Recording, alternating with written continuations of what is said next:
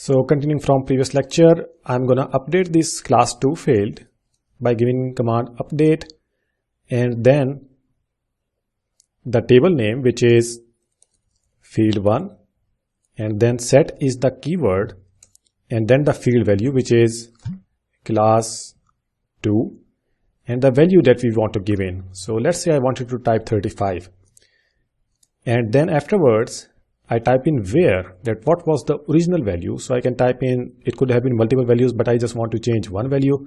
So I type in where, let's say class 2 is equal to 25. So in table field 1, all the rows which are containing class 2 and having a value of 25, they should be replaced with a value of 35. So let's see the effect of this command. Put in semicolon and press enter. Alright, so I mistakenly typed it. I should not have typed in class 2. Rather, since we want to change the field value or the row value of 25 in this row against class 2, but this was in student field. So we need to put in student over here instead of class 2 and give it a value of 35 wherever this 25 falls in. So let's just quickly change it to student. That wherever student value is 25, let's change it to 35. So student and press enter. Now you see over here that it has given us the message that rows 1 matched because this row got matched with this query that we have just given, and one row was also changed. So let's see the effect of that by putting in select static from field. We can also put in select field name over here. So I can type in select student or student from field 1, and now we see that indeed this 25 has been changed to 35. If we do a complete show of this field 1 table, we see that class 2 students have been changed from 25 to 35. Now let's say I want to completely delete this row. We can do that by putting in, let's say, delete and then from field 1 the table name, and afterwards where student is equal to 35 and semicolon. So delete this value or row 35 from this table field 1 based on, of course, this value 35. So I press enter, and now if we select static from field 1, we see that indeed this second row has been removed. Now just like we can create certain values from a table, we can delete the whole of the table. Like I can type in delete and then the table name, which is field 1, and then semicolon and press enter. Rather, I need to use the drop command. Delete is not for the drop of the table, it is for deletion of individual values in the table, just like drop we use for dropping the database. So I can type in drop and field 1 to drop the complete table. And again, it has given the error that check for the syntax to use near field 1. Okay, so it simply says that I need to put in the keyword table over here. So I type in that one and I press enter. And now if I do, let's say, show tables in the database, which is test, we see that now there is no table. So you see, once we gave the commands, it never gave us any warning before deletion or addition or anything. And if this table had contained hundreds and thousands of records, it would have just gone. So just be careful that while you are deleting or dropping something in SQL database, just make sure that you know what you are doing and double check it. Now most of the commands, being Linux administrator, that you need to learn about managing structured query language to manage databases, we have explored that. There is one just more command regarding or from the certification of LP1 certification, which is join command. And for that, let me use the other database that I had already created, which is by the name of Word. So now I have moved from test database to Word database. And now what I'm gonna do is, let me just show you. So I type in show tables, that what tables are in there.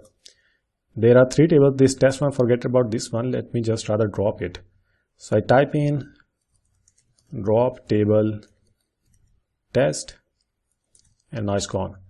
And now there are only two tables. And if I want to see the fields and values in city, I can type in select everything. These are just small tables, so you do not need to worry about it. Select everything from city and also select everything from, let's say, zip code.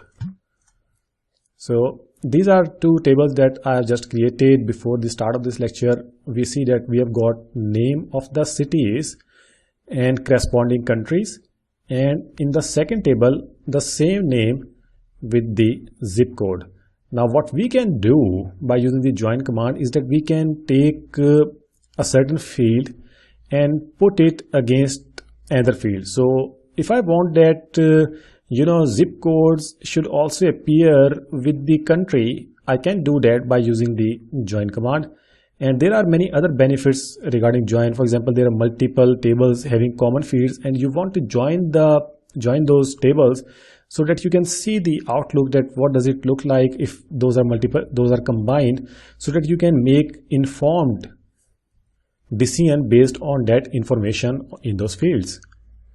So I'm gonna type in select and then let's say everything from first table name. So the first table name, let's say we want to start with city. So I put in city, and then afterward this is the keyword join, and then the second table name, which is zip code, then on, and this on is a keyword. It means that what function we are going to perform on which fields.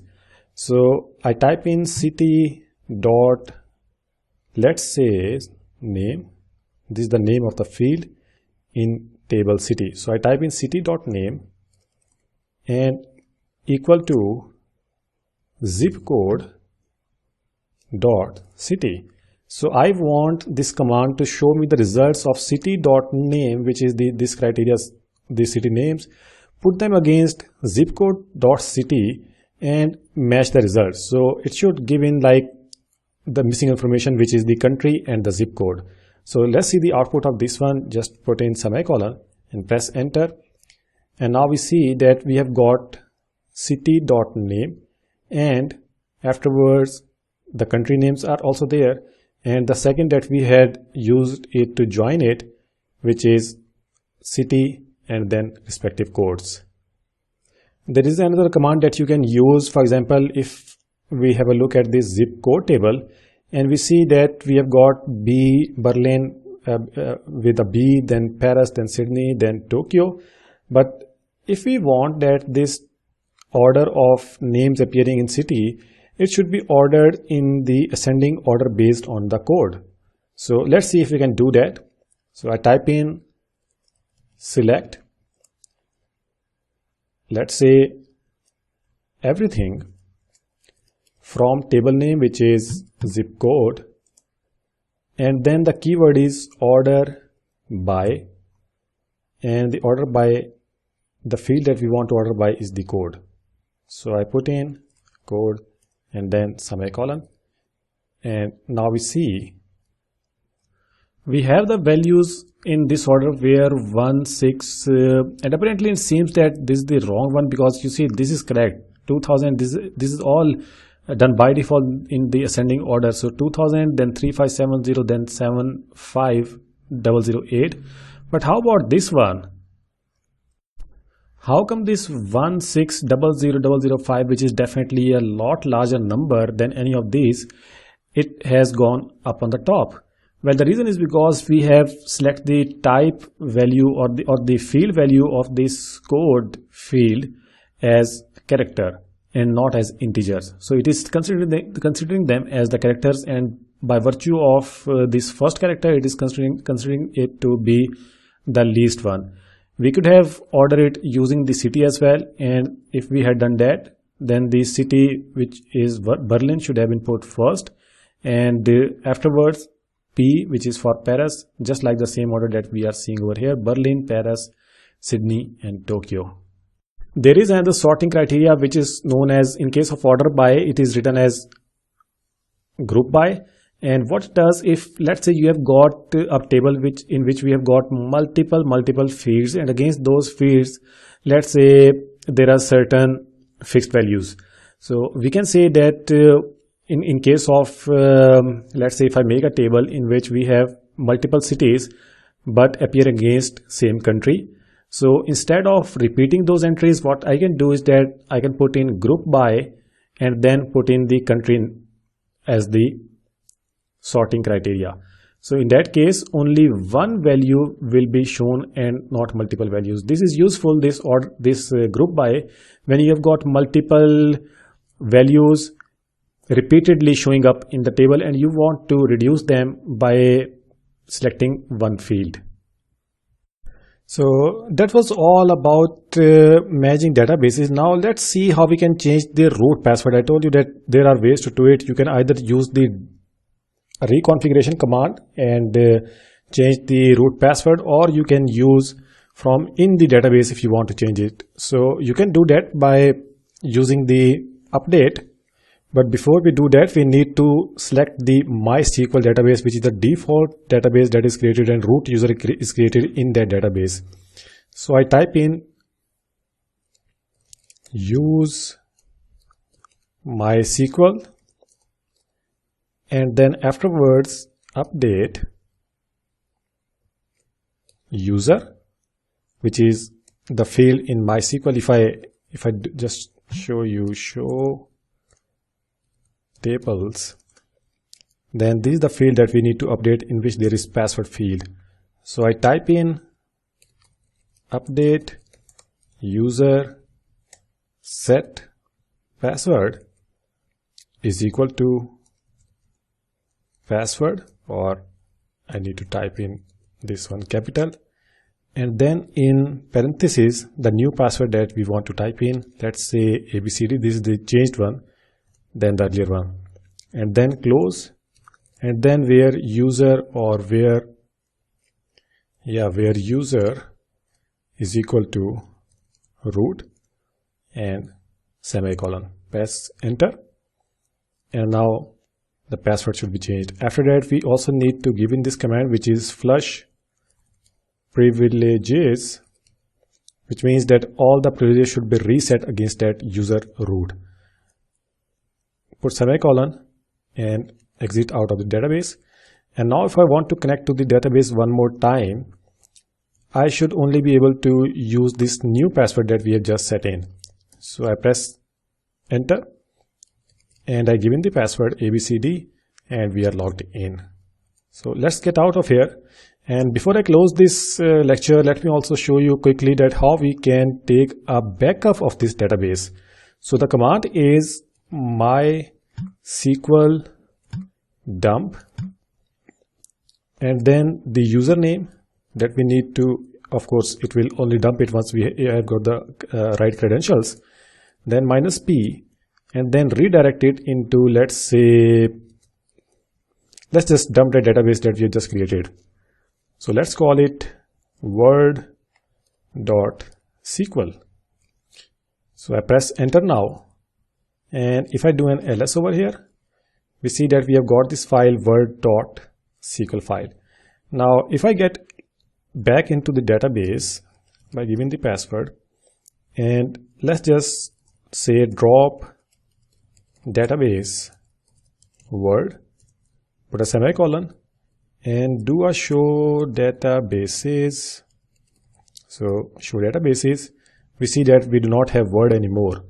Now what we can do is, let's say we create a database, create database word. Now this is an empty database. Now get out of here, get out of this MySQL prompt, and now let's try to import that MySQL database that we had taken the backup of. So the command would be MySQL, so MySQL, and user is root, password, and then the database name word, and from where it needs to import it from. So the file name, which is word.sql, given the password of user root, and it is showing that we have got an error.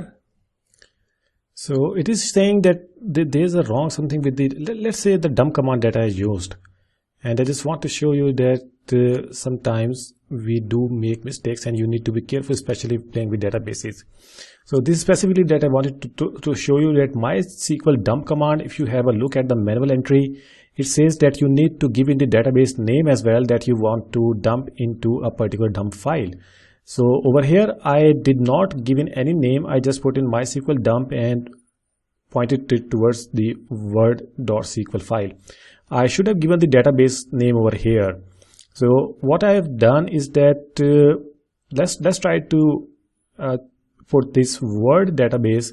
I have recovered the word database in another terminal, and let's try to let me show you that. Let me show you if I try to connect this one and give in the password. Password is the same, ABCD, and afterwards I type in show databases, and afterwards let's say use word, and then show tables. So they are over here. Now let's try to get out of this and take a backup using the same command, but we also need to put in the database name, which is word, and now press enter, give in the password, do ls-l, and see the size of this SQL file. Now let's quickly go back to the database, and from here drop database word semicolon and get out of here. And now let's try to recover it by using this command, or first we need to create one as well. So create empty database, just the name should be there so that we can retrieve it. So create database and word, get out of here and use this command to retrieve it.